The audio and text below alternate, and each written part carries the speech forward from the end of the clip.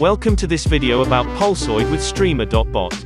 First I'll start with showing you how to connect this with Streamer.Bot. Go to Integrations, Pulsoid. Click on Connect to Pulsoid. Then a page should open. You can just click on Login via Twitch, and connect with your Twitch account. When you logged in, click on Authorize App, and you can close the website. When you're connected you can open your phone, and download the Pulsoid app. In the Pulsoid app you can also log in with your Twitch account. Then when your heart rate monitor is on your body, click on the scan button in the corner, and you will see your device. Just click on that device, and you are going to see your beats per minute. You need to use your phone to send the beats per minute to Streamer.Bot. Then back in Streamer.Bot you can set up an action or if you want ranges. I just have this set up.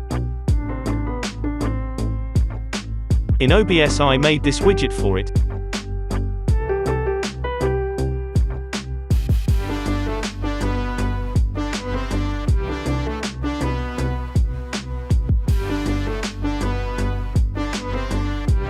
For the graphs we need to go to the Pulsoid website. Go to your dashboard, to your widgets, and here you will see a ton of widgets. Some are free and for some you need the Pro plan.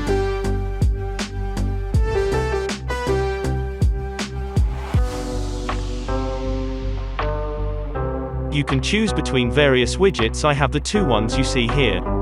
You just need to copy the URL that's given to you at every widget and simply put it in OBS.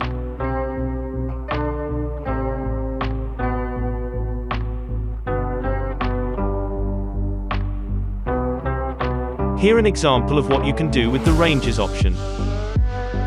It plays a heartbeat sound effect, but how high your heartbeat, the more heartbeat sound effects you hear.